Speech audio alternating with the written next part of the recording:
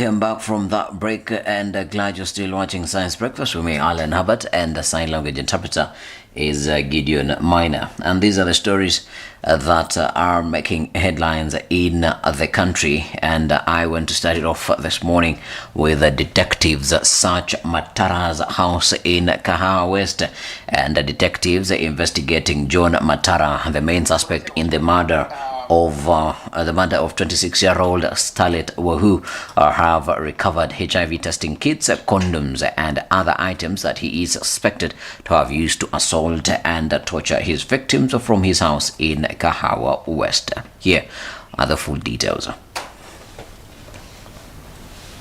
Kuona hiyo tabia hapa penye alikuwa anakaa hapa, alikuwa anakaa akiwa unaona ni mtu mzuri. Basi sisi tumeshangaa kusikia ni yeye amefanya hiyo kitendo. Alikuwa anashinda tu kwa mchana kwa akiwa kwa nyumba.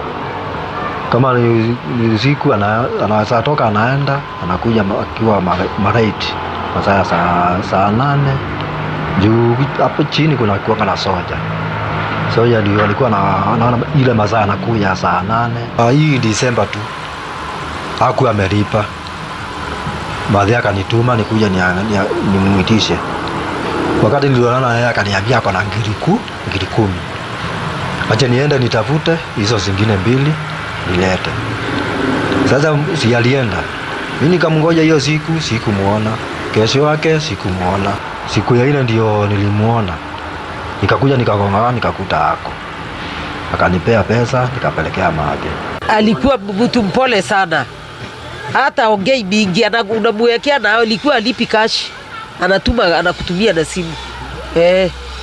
Alikuwa ongei anakuambia niwekea 50, unamwekea anachukua anateremka hivi. Ni coming earlier, akikuja kanisani anakuja mapema sana before hata mwanze lesson discussion. He knows how to sing, he sings well, na inafika mahali kwamba ni mtu ambaye akianza kutackle issues, it makes you understand ile kitu ambao uko unaelewa. John alikuwa mtu ambaye anajua kanisa sana, na yale mambo ambayo yamefanyika sahihi ni mambo ambayo ni ya kustajabisha, lakini katika maisha ya binadamu kuna wakati mmoja mtu huanguka. And away from that, broken equipment paralyzes the services in hospitals. Now, thousands of Kenyans across the 47 counties cannot access essential medical services, including dialysis, radiography, and laboratory tests, as most equipment procured and the medical equipment services have broken down. Now, most counties have begun referring patients to Kenyatta Hospital for the crucial services, as they lack expertise or even passwords to operate the particular equipment. And staying on the same story of matters health, the Court of Appeal has declined to lift orders stopping SHIF. Now, the government bid to have the Court of Appeal set aside a High Court order blocking the implementation of the social. Bunge wamepitisha sheria 4 tayari tumepitisha. Lakini kuna watu wengine ati wampeleka hiyo mambo kotini. Ati wanataka huyu mwananchi wa chini aendelee kulipa 500. Na wale wameenda kotini ni watu wezi na wakora ambao wanaiba pesa kwa NHIF. Na mimi nawajua. Na mimi nimewaambia tayari, hii pesa hamutaiba tena. Whatever it takes. Nyinyi mnanielewa? Tumebadilisha sheria na tumehakikisha ya kwamba pesa ya umma itasimamiwa vizuri. Na ufisadi tutapigana nayo.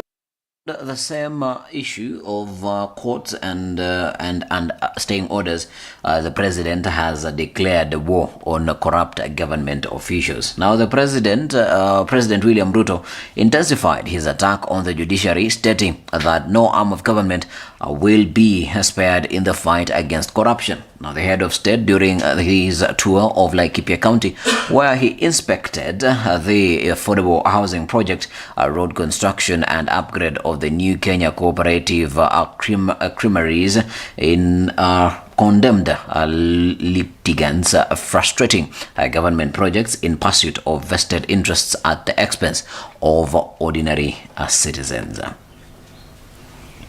Nilisema juzi tuwache ufisadi kule kwenye mahakama zetu. Nani ajui hapa kuna ufisadi inaendelea mahakamani? We are going to deal with vested interest that is sabotaging our progress, and we are going to eliminate corruption, whether it is in the judiciary, whether it is in the executive or in the legislature, so that we can get our country moving and our transformation underway. Nyinyi hamjui umaskini ni kitu gani? Mnaendesha gari kubwa, mnaenda kununua wakili, mnaenda kuhongana kotini kusimamisha hii mradi. Na niko tayari tena namba ya pili kupigana na wafisadi na wakora na matapeli. Hawa watu wote ambao wamezoea kwenda kotini, zuia hii, enda kotini, zuia hii, na wanazuia kwa mambo ya ubinafsi. And hundreds of students are stranded at home due to lack of fees. As schools reopened, thousands of learners from poor families, who rely on bursaries, remained stranded following delays in the release of CDF funds by Treasury. Now, hundreds of parents and learners jammed CDF offices to seek assistance, with those who proceeded to report to schools fearing to be returned home for lack of fees. Here are the full details. Iko na watoto ine, moja iko kwa youth polytechnic, moja iko inaingia kwa Ringa secondary school, wawili iko kwa form 4 inaingia kwa form 4 na nakosa pesa. Naomba serikali saidia sisi. Juzi kama mtoto nafukuza kwa shule, hao naandikia watoto barua. Walimu pia wanafukuza tu watoto. Watoto pia wanarudi kwa mlango. Hakuna kitu naweza fanya na watoto. Maisha pia imetulemea kwa ukweli. Tunasikia uchungu. Saidia sisi mheshimiwa. President wetu pia juzi tuliona ukiongea ukasema ya kwamba